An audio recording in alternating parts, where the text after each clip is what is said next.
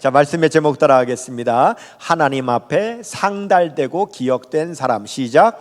하나님 앞에 상달되고 기억된 사람. 이스라엘에 가면 벤구리온이라고 하는 유명한 대학이 있는데요, 그 대학에서 정치 지리학을 가르치는 데이빗 뉴먼이라고 하는 교수가 이런 유명한 말을 했다고 합니다. 그림 볼까요?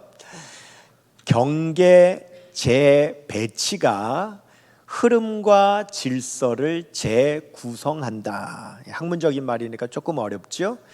쉽게 말하면 경계가 바뀌면 세상이 바뀐다, 이런 말입니다. 예를 들면요, 여러분 요즘 지구 온난화가 막 일어나잖아요. 더워진단 말이에요. 그래서 북극의 얼음이 막 녹잖아요. 그런데 이게 배를 타고 북극 쪽으로 가다 보면 바다가 끝나고 빙하가 시작되는 지점이 있겠죠. 이것이 바로 해빙 경계라고 하는데, 그 경계가 날이 더워지니까 어떻게 되겠어요? 얼음이 녹으면서 점점 그 경계가 북쪽으로 올라가겠죠. 그러다 보니까 예전에는 빙하에 막혀가지고 배가 그리로 못 갔는데, 지금은 경계가 변하니까 이 해상 운송에 예전에는 우회하던 길이 그 북극을 통하여서 지나가는 직선이 생겼다는 거예요. 이 운송 통로가 생겼다는 겁니다. 그러니까 지금 경계가 바뀌니까 완전히 그 해상 운송의 루트가 재개편됐다는 거예요. 이렇게 경계가 바뀌면 세상이 바뀐다. 하나님께서요, 세계 선교, 세계 복음화를 계획하셨습니다. 그래서 예수님을 통하여서 오직 성령이 너희에게 임하시면 너희가 권능을 받고 어디요? 예루살렘과 온 유대와 사마리아와 땅끝까지 내 증인이 되리라고 말씀을 해주셨어요. 그런데 이 복음이 전해지는 데 있어서 하나님의 이 세계 선교 계획에 장애가 있습니다. 그게 뭐냐? 경계예요. 유대인들은 자기만의 경계를 가지고 있는데 이것은 선민의식이라고 하는 경계입니다. 하나님은 우리만 택하셨어. 하나님은 우리만 구원하셔. 이런 경계를 갖고 있으니까 유대인들은, 유대인 중에 예수 믿은 사람들도 이방인에게 전도를 안 하는 거예요. 그리고 이방인들은 부정한 사람들, 정결하지 못한 사람이라고 여기기 때문에 만나려고 하지를 않습니다. 심지어는 베드로도요, 이방인에게 다가가지를 않는 거예요. 그런데 하나님께서 이제 이 사도행전 10장에서 그 경계를 허무시는 겁니다. 유대인만 구원받는다라고 하는 선민 사상의 경계를 허무시고, 이방인들은 부정하기 때문에 만나면 안 된다라고 하는 경계를 허무시는 거죠. 그래서 경계가 변하니까 세상이 변하는 거예요. 여러분이 오늘 본문에 보면 이 경계로 막혀 있는 두 종류의 사람이 있습니다. 한 사람은 고넬료라는 사람인데 로마인 군인이에요.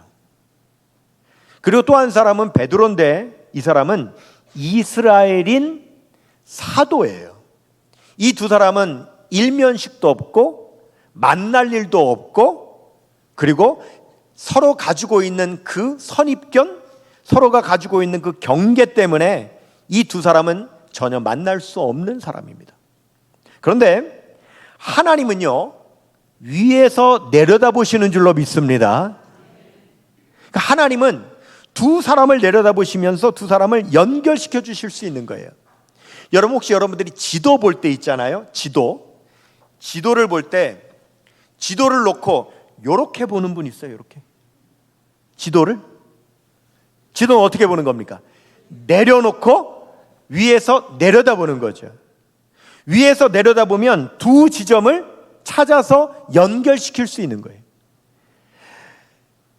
고넬료는 베드로를 몰라요. 베드로도 고넬료를 몰라요. 두 사람은 서로 만날 수 없는 사람이에요. 그런데 하나님은 위에서 내려다보시니까 두 사람을 연결시키시는 겁니다. 지난 금요일에 우리 금요기도회 때 이 선교사님이 간증을 했어요. 이분이요, 그 선교지에서 예배를 마치는 그 순간에 군인, 경찰 이런 사람들이 들이닥쳤어요. KGB 막 들이닥쳤습니다. 완전 얼굴까지 복면을 다 쓴 중무장한 군인들이 들이닥쳐서 이 목사님을 체포해 갔어요. 이 선교사님을. 그리고 어디다가 가뒀느냐? 감옥인데 창살도 없는, 여러분 우리가 완전 지하실 내려가면 어떻습니까? 다 세멘트로 완전히 돼 있고 문만 있지 않습니까?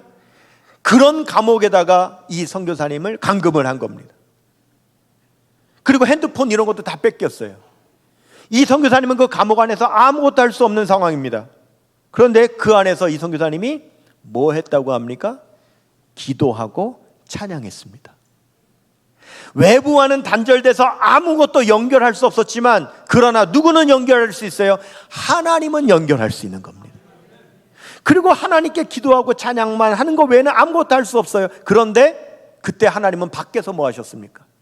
위에서 내려다보시는 하나님이 한국의 이 사람과 러시아의 이 사람 연결할 수 있도록 하나님께서 선을 그으시니까, 한국의 이 사람이 러시아에 있는 이 사람한테 연락해서 그 사람, 그 선교사님 석방시켜라. 한국의 이 사람과 러시아에 있는 당국에 저 사람을 연결시켜 주셔가지고 석방하라. 그거를 밖에서 막 그런 일을 하나님께서 이루셔가지고 결국은 이 선교사님이 석방돼서 여러분 귀국한 걸 믿으시기를 바랍니다. 우리가 사방이 막혀 있고 아무것도 할 수 없을지라도 우리는 하나님과 연결할 수 있고요, 우리가 하나님과 연결되면 하나님은요 위에서 내려다보시고 사방으로 다 연결하시는 거예요. 고넬료는요 예수님을 받아들일 만한 마음이 있었고요, 베드로는 예수님을 전할 수 있었어요. 하지만 현실적으로는 이 두 사람이 만날 수 없는 사람임에도 불구하고 하나님은 위에서 내려다보실 때에, 제가 이미 말씀드렸죠, 이중환상 상호 확정, 고넬료와 베드로에게 동시에 환상을 보여주시는 이중환상. 그래서 고넬료가 하나님이 베드로를 만나라 하시는구나, 베드로도 하나님이 고넬료를 만나라고 하시는구나 하는 상호 확정을 하게 되므로 둘이 만나게 되고, 이 만남을 통해서 세계의 선교가 열려진 걸 믿으시기를 바랍니다. 오늘은 먼저 고넬료에 대해서 말씀을 하시는데, 사도행전 오늘 10장 1절 보시면은요, 가이사라에 고넬료라 하는 사람이 있으니 이달리아 부대라 하는 군대의 백부장이라, 이렇게 말씀을 합니다. 여러분, 이 고넬료가 로마 군인이에요. 그래서 자기 식민지인 이스라엘에 지금 파병 나온 거란 말입니다. 그렇죠? 그러면 근본적으로 고넬료는 우리식으로 따지면 어떤 사람이냐면, 일제시대에 일본에서 파병 나온, 조선으로 파병 나온 일본군 군인이에요. 그러면 고넬료는 유대인들로부터 기본적으로 적대적인 사람입니다. 적대감이 있는 사람이에요. 여러분, 혹시 우리나라 영화 가운데 일제시대 영화 있죠? 일제시대를 배경으로 하는 영화에 조선에 와 있는 일본군 군인 중에서 좋은 사람으로 나온 영화 본 적 있으면 손 한번 들어봐요. 지금도 영화를 만들면 그 일제시대에 조선에 와 있는 일본군 군인 장교는 다 악한 사람으로 나와요. 그런 이미지란 말이에요. 고넬료가 사실은 이스라엘의 유대인들에게는 그런 이미지의 사람인데, 그런데 고넬료는 다르다는 거죠. 2절 보시면, 그가 경건하여 온 집안과 더불어 하나님을 경외하며 백성을 많이 구제하고 하나님께 항상 기도하더니, 이렇게 말씀합니다. 여러분, 고넬료가 로마 사람이고 군인인데 어떻게 이스라엘에 와서 하나님을 경외하게 됐을까요? 고넬료가요 주둔지 나라의 그 상황을 이해하고 싶었겠죠. 그래서 유대인을 불러다가 이스라엘이 어떤 나라인지를 듣는데 그 사람이 경건한 사람인지라 이 사람이 고넬료에게 하나님을 소개했겠죠. 그래서 하나님의 소개를 받은 이 고넬료가 하나님을 경외하게 된 겁니다. 여러분, 제가 이제 목회하면서 신방도 많이 하고 전도도 하고 하면서 사람들을 만날 때요, 참 희한한 게 뭐냐면 어떤 사람은 성품 자체가요, 복음을 전하면 그냥 쉽게 받아들이는 수용적인 성품이 있는 사람이 있어요. 근데 반대로 어떤 사람은 아무리 해도 배타적이고 아무리 해도 거부하는 그런 성품을 가지고 있는 사람이 있습니다. 우리가 상담 심리학에서요, 어떤 표현을 쓰냐면 성품 기울기라는 표현을 쓰는데요. 한번 따라해 볼까요? 성품 기울기. 뭐냐면 사람마다 갖고 있는 성품에 기울기가 있다는 거예요. 어떤 사람은 그 사람의 성품이 잘 수용적인 성품으로 기울어져 있는 사람이 있고, 어떤 사람은 타고난 성품이 아주 배타적인 성품으로 기울어져 있는 사람이 있다는 거예요. 이제 그런 면에서 제가 볼 때 고넬료는 성품 자체가 아주 수용적인 성품으로 기울어져 있는 그런 성품을 가지고 있는 사람입니다. 근본적으로요. 이 고넬료가 굉장히 훌륭한 성품을 갖고 있는데 그 이유가 첫 번째는요, 온 집안이 같이 하나님을 경외했다 이렇게 말씀하고 있거든요. 그러니까 이 고넬료는 가정에서도 아주 덕이 있는 가장인 겁니다. 그러니까 우리 하나님을 경외하자 할 때 가족들이 다 따라서 하나님을 경외하는 거예요. 두 번째, 이 고넬료는요, 백성을 많이 구제했다 그랬습니다. 근데 지금 고넬료는 백부장입니다. 우리식으로 말하면 육군 중대장쯤 되는 거예요. 그럼 이 중대장이 여러분이 파병 나와 있어요. 그런데 그 파병 나온 그곳의 원주민들 가운데 가난한 사람들을 그냥 안 보고 구제해 줬다? 그러면 여러분, 자기가 월급 받는 군인인데 자기 월급을 쪼개가지고 그 원주민들을 구제했다? 뭐예요? 기본적으로 긍휼한 마음의 성품이 있는 사람이 고넬료다라고 하는 거죠. 세 번째, 시간을 정해놓고 항상 기도했다 이렇게 말씀을 합니다. 그가 하나님을 경외하게 됐을 때 하나님 앞에 시간을 정해놓고 계속 기도한다는 거예요. 굉장히 성실한 종교심을 가지고 있는 거죠. 근데 여러분, 지금 이 고넬료가 어디에 주둔을 하고 있냐면 가이사라에 주둔하고 있다라고 말씀에 나옵니다. 가이사라가 어디냐면 이스라엘 중에서도요, 로마에서 파견된 로마 총독이 거주하는 곳이 가이사라예요.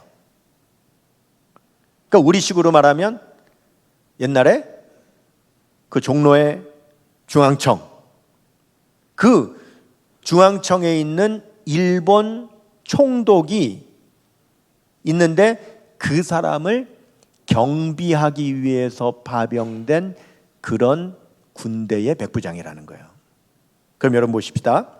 총독을 경호하고 총독을 경비하는 장교라면 본국에서 보낼 때 아무나 보내지 않습니다. 총독한테 해코지를 하든지, 그렇죠? 아니면 총독 말 제대로 안 듣고 충성 안 하면 어떻게 해요? 그러니까 신원조회를 철저하게 해서 아주 성실하고 충성심이 강한 엘리트 장교를 파병했을 거라는 거죠. 고넬료는 기본적으로 성실한 성품을 가지고 있는 사람이다라고 하는 걸 알 수 있는 겁니다. 그래서 이 고넬료가 하나님 앞에 이렇게 기도를 하는데 하루는 기도 중에 환상을 보는 거예요. 천사가 나타났어요. 천사가 나타나 이렇게 말합니다. 4절 보시면 고넬료가 주목하여 보고 두려워 이르되 주여 무슨 일이니까? 천사가 이르되 내 기도와 구제가 하나님 앞에 상달되어 기억하신 바 되었으니 이렇게 말씀합니다. 여러분, 지금 천사가요 고넬료를 축복하고요 고넬료를 격려하는 건데요, 여기 아주 중요한 두 가지 단어가 나왔습니다. 9절 다시 보여주시면, 앞에 9절 다시 보여주시면, 기도하고 구제한 것을 하나님 앞에 그것이 상달되어 기억됐다. 두 가지, 상달됐고 기억됐다는 아주 중요한 두 가지 단어가 나왔습니다. 고넬료의 기도와 구제를 하나님께서 상달하셨다. 하나님 앞에 상달됐다 이렇게 말합니다. 첫 번째는 하나님께 상달되었다 그랬어요. 상달됐다는 게 뭡니까? 상달됐다라고 하는 것은 헬라어로 아네베라고 하는데 제단에서 향을 피웠는데 그 향이 올라갔다 이 뜻입니다. 그러니까 고넬료의 기도와 구제는 제단의 향처럼 하나님께서 흠양하신 그런 기도와 구제가 됐다라고 하는 거예요. 자, 여러분 상달되려면은요 두 가지 조건이 맞아야 돼요. 첫 번째는 막히는 게 없어야 돼요. 맞죠? 막히는 게 없어야 상달됩니다. 두 번째는 방향이 맞아야 상달되는 겁니다. 하나님께로 올라가는 기도와 구제가 막히는 게 없어야 되고 방향이 온전히 하나님께로 향해야 되는 겁니다. 아멘입니까? 여러분, 엘리야하고 바알 아세라 선지자가 갈멜산에서 대결을 벌이는데 먼저 바알 선지자들이 막 부르짖어 기도하는 게 불을 내려달라고요. 안 되니까 막 칼로 몸을 그어가면서 막 자해를 해가면서 막 기도하는 거예요. 하루 종일 그랬습니다. 무슨 일이 일어났죠? 아무 일도 일어나지 않았습니다. 왜요? 그들의 방향이 바알 우상에게 향했습니다. 있지도 않은 우상에게 향하니까 어때요? 방향이 잘못됐기 때문에 아무 일도 일어나지 않은 겁니다. 그런데 이어서 엘리야가 기도할 때는 엘리야의 기도의 방향은 철저히 하나님을 향해 있었습니다. 하나님을 향한 방향으로 기도했더니 하나님께 그 기도가 상달됐고 하나님께로부터 불이 내려온 역사가 일어난 걸 믿으시기를 바랍니다. 여러분, 이 선교사님 보세요. 창문도 없는 완전히 시멘트로 꽉 막혀 있는 감옥입니다. 그분이 뭐라고 그랬냐면 그 감옥에 들어와서 나갈 때까지요 감옥 문 한 번 열려진 적이 없었고 감옥 문 밑에 있는 조그만 이 구멍으로 밥그릇만 들어왔다 나갔다 했지 문 한 번 열려진 적이 없다고 그랬거든요. 그러면 여러분 보십시다. 핸드폰도 다 뺏겨서 바깥하고는 아직 차단됐습니다. 그때 이 선교사님 오직 하나님께 향하는 겁니다. 아멘입니까? 근데 만약에 선교사님이지만 여러분 보세요. 선교사님이지만 이분이 핸드폰이 있었으면 어땠을까요? 우리 이번 주는 우리 선교사님이 아마 다른 교회에 아마 선교 보고하러 가신 것 같아요. 요즘 이제 계속 우리 교회 나오시는데 만약에 제가 물어는 보지 않았지만 선교사님 만약에 그 안에서 핸드폰이 있었다면 이분이 바깥에 사람에게 연락을 했을까요? 아무리 선교사님이어도 사람에게 누구 좀 연결해라, 좀 뭐 도와달라 해라, 어떻게 돼가냐? 분명히 사람 의지 조금이라도 했을 겁니다. 만약에 창문이 있었다면 그래도 창밖의 풍경이라도 하늘이라도 봤을 겁니다. 그런데 시멘트로 사방이 다 막혀 있고 문도 하나밖에 없는데 문도 그 철문도 한 번도 열려지지 않는 그 안에 핸드폰도 없이 있을 때 어때요? 철저하게 하나님만을 바라는 겁니다. 하나님을 향하는 겁니다. 여러분, 우리가 하나님을 철저하게 향하면 하나님께서 어떻게 역사하시는지 하나님, 저와 여러분 우리도 체험해야 될 줄로 믿습니다. 근데 왜요? 우리는요 너무 많아요. 사람과 연결할 게 너무 많고 세상과 연결할 게 우리는 너무 많은 거예요. 근데 하나님은 그 선교사님을 철저하게 그렇게 하신 겁니다. 온전히 하나님만을 향할 수밖에 없도록. 아멘입니까? 여러분, 하나님을 향하여 막힌 것이 없고 온전히 하나님을 향하여 방향이 정해지면 하나님께 상달되는 걸 믿으시기를 바랍니다. 두 번째, 하나님께서 기억하셨다 이렇게 말씀하시거든요. 여기 기억하다라고 하는 단어가 헬라어로 무네모시논이라고 하는데 사전을 보면 단순하게 기억하는 것이 아니라 그 기억을 했기 때문에 반응했다라고 하는 의미입니다. 굉장히 중요합니다. 여러분, 우리가 인생 살면서요, 들어보세요.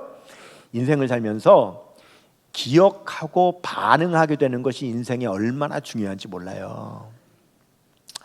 제가 이미 이 말씀을 다 준비를 해놓은 상태에서 어제 저녁에 저녁 식사를 하는데 저희 아이가 텔레비전으로 유튜브를 잠깐 틀었어요. 그래서 유튜브를 저도 이제 보게 됐는데 뭐가 나왔냐면 텔레비전 프로그램이 나오는데, 여러분 제가 텔레비전 프로그램 여러분 다 얘기해가지고 그동안 재미를 본 적이 없어서, 여러분 텔레비전 안 보니까 여러분들이요. 그러니까 뭐가 나오냐면 유퀴즈라는 프로그램이 나와요. 유퀴즈라고 하는 프로그램 나오는데 그게 왜 그 유명한 유재석이라고 하는 분이 진행을 하잖아요. 그런데 거기는 이제 왜 인기 있는 사람이 인터뷰하러 많이 나오지 않습니까? 근데 최근에 한 젊은 개그맨인데 그렇게 인기를 얻는데요. 그 사람이 나온 거예요. 근데 그 사람이 이런 말을 해요. 자기가 아주 무명의 그 개그맨이었는데 자기는 유재석 이 선배를 롤 모델로 삼아서 이분같이 돼야 되겠다고 자기가 결심을 했기 때문에 오늘날 자기가 이렇게 인기를 얻게 됐다는 거예요. 그래서 왜 그러냐라고 물었더니 10여 년 전에 자기가 아주 무명 배우일 때입니다. 그럴 때 이제 뭐 이렇게 코미디 프로그램에서 이제 한 코너 정도 이렇게 할 때인데 방송국에서 우연히 지나치다가 유재석 씨하고 만나게 됐다는 거예요. 근데 그때 이미 유재석 씨는 아주 인기가 있는 그런 스타였다는 거죠. 그러니까 선배니까 선배님 안녕하십니까 인사는 해야 되는데 인사를 하면서도 아유 저분이 나를 어떻게 알겠어 이런 마음을 가지고 인사를 하는데 세상에 유재석 씨가 자기 이름을 부르면서 어유 아무개 요즘 프로그램 잘 보고 있어 열심히 해 등을 두드려주고 갔다는 거예요. 자기가 거기에 너무너무 놀랐다는 겁니다. 어떻게? 나를 기억하고 내 이름도 기억하고 내 프로그램도 보고 있다고 하면서 열심히 하라고 등을 두드려주는가. 거기에 자기가 너무 큰 충격을 받아서 나도 저렇게 스타가 돼서 저런 후배들에게 등 두드려주고 알아주고 격려해주는 사람이 돼야 되겠다라고 꿈을 갖고 10여 년 동안 열심히 해서 드디어 그런 날이 왔다라고 하는 거예요. 여러분 보세요. 사람이 인생을 살면서 기억하여서 반응해 주는 것이 인생이 얼마나 중요합니까? 지난 주일날요 추석 연휴였잖아요. 우리 교회에서 예배를 드리는데 주일날 어떤 가정이 아이들까지 다 데리고 우리 교회 예배를 나온 거예요. 근데 이 가정이 누구냐면 아주 예전에 저하고 같이 신앙생활 했던 교회 성도예요.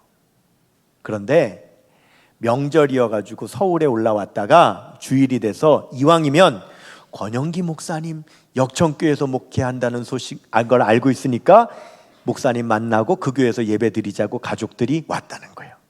그런데 로비에서 제 아내를 먼저 만났어요.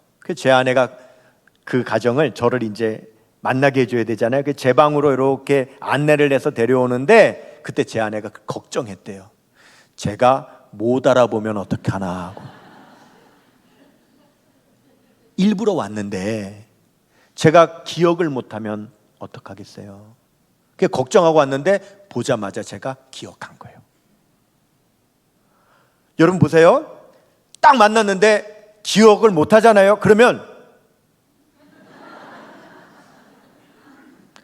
보세요. 기억을 못하면 반응이 없는 거예요. 근데 기억을 하면 반응이 있는 거예요. 그래서 딱 보자마자 어떻게 여기를? 아이고 달라요. 맞죠?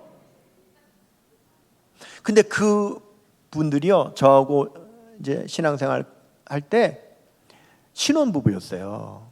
그리고 조용히 예배만 드리는 분이라 사실은 저를 만날 일이 없었어요. 그래서 딱 한 번 이분이 임신을 했는데 해산할 때가 됐는데 왜 여성분들이 임신 중독이라는 거 있잖아요. 그래서 해산이 걱정이 되는 상황이 온 거예요. 그래서 해산하기 직전에 저한테 찾아와서 딱 한 번 기도받았었던 것이 그분들하고 유일한 만남이거든요. 제가 그걸 기억한 거죠. 그래서 그때 출산하기 전에 기도받으러 왔었던 그분이라고 이제 딱 그 기억이 나니까 그분이 뭐래? 그 애가 얘예요. 그 아이가 얘예요. 이만큼 컸어요. 아유 그러냐고 막. 그래 이제 우리 교회에서 예배를 드리고 갔어요. 가고 나서 카톡이 온 거예요. 카톡에 뭐라고 답이 왔냐면, 목사님, 저희를 기억 못하시면 어떻게 하나 걱정했는데 기억해 주시고 맞아 주셔서 너무 행복했습니다. 이렇게 답장이 온 거예요. 근데 여러분, 제가 그 답장을 보고 어떻게 했을 것 같으세요? 가슴을 쓸어내렸죠. 왜? 저 다 기억 못하거든요. 그분은 기억되는 분이었으니 천만 다행이지, 그 지방에서부터 올라와가지고 저를 만나겠다고 일부러 찾아오셨는데 제가 기억을 못해가지고, 여러분 이러면 어떻게 되겠어요? 근데 그럴 일이요 일어날 수 있단 말이에요. 그러니까 두려운 거죠, 저는요. 그런데 여러분, 제가 문제가 아니에요. 하나님이 기억 못하시면 어떡할 거예요? 하나님의 반응이 없으시면 어떡할 거예요? 근데 여러분, 하나님은 우리 모두를 기억하실까요? 못하실까요? 하시죠? 왜? 전지전능하시니까. 하나님은 전지전능하시기 때문에 분명히 기억하시죠? 그러면 이건 어떡할 거예요? 마태복음 7장 23절, 내가 너희를 도무지 알지 못하니 내게서 떠나가라. 이건 어떡할 거예요? 하나님 다 기억하신다며요. 근데 말씀하시잖아요. 내가 너희를 도무지 알지 못하니 내게서 떠나가라. 그런데 여러분 보세요. 왜 하나님께서 모른다고 하셨죠? 불법을 행하는 자들아 내게서 떠나가라 하셨죠? 그런데 여기에 어폐가 있어요. 보세요. 하나님이 모른다 하셨잖아요. 그런데 불법을 행하는 걸 알고 계시잖아요. 하나님의 말씀에 모순이 있죠. 도무지 모르면 불법을 행했는지도 모르셔야 되잖아요. 그런데 불법을 행하는 자들아 내가 너를 도무지 알지 못하니 내게서 떠나가라. 이 말씀 뭐냐면, 하나님이 아시지만 일부러 모른 척 하신다는 거예요. 기억하시지만 일부러 기억 안 하신다는 겁니다. 왜요? 하나님 마음에 맞지 않기 때문에. 고넬료의 기도, 고넬료의 구제가 하나님 앞에 상달되고 하나님께서 기억하셔서 그 기억하신 것으로 반응하시는 거예요. 그러면 도대체 고넬료의 기도와 구제는 어떤 기도와 어떤 구제길래 하나님께서 기억하시고 반응을 하시느냐? 그 조건이 본문에 나와요. 뭐냐? 하나님을 경외하여 기도하고 구제했다라고 말씀하시는 거예요. 하나님을 경외하는 기도, 하나님을 경외하는 사람의 기도, 하나님을 경외하는 사람의 구제를 하나님께서 기억하시는 겁니다. 하나님 경외가 뭐죠? 예배입니다. 영과 진리로, 신령과 진정으로 하나님을 예배하는 게 하나님 경외하는 겁니다. 근데 여러분 보세요. 우리 교회 안 나와요. 전혀 안 나와요. 예배 전혀 안 드려요. 그런데 필요할 때는 하나님 앞에 기도는 해요. 하나님 들으실까요? 하나님께서 기억을 하실까요? 하나님께 예배드리지 않는 사람이, 교회 나와 예배드리지 않는 사람이 기도는 하면 하나님께서 그래 기억하실까요? 구제? 하나님께 예배하지 않는 사람이, 하나님을 경외하지 않는 사람이 구제하는 것, 하나님께서 기억하실까요? 여러분, 기도를 하던 구제를 하던 선교를 하던 장학을 하던 뭘 하든지 간에 여러분 그 기본은 예배입니다. 예배 위에 기도, 예배 위에 구제. 그때 우리 하나님께서 기억하시고 축복의 반응, 응답의 반응을 해주시는 걸 믿으시기를 바랍니다. 그렇다면 저와 여러분 우리도요 하나님 앞에 상달돼야 되겠죠. 하나님이 기억해 주셔야 되겠죠. 하나님께서 반응해 주셔야 되겠죠. 이제 명절도 지났고요, 연휴도 지났습니다. 우리의 일상의 삶 가운데 이제 우리 다시금 결심하고 이 세 가지를 결단합시다. 첫째, 더욱 영과 진리로 예배합시다. 둘째, 더욱 간절하게 부르짖어 기도합시다. 셋째, 더욱 구제와 선교에 우리 열심을 냅시다. 따라하십시다. 더욱 예배합시다. 더욱 기도합시다. 더욱 구제하고 선교합시다. 할렐루야. 하나님 앞에 상달되고 하나님께 기억되고 하나님께서 반응하시는 그 응답과 축복의 역사가 저와 여러분에게 가득하시기를 주님의 이름으로 축원합니다. 우리 모두 자리에서 일어나셔서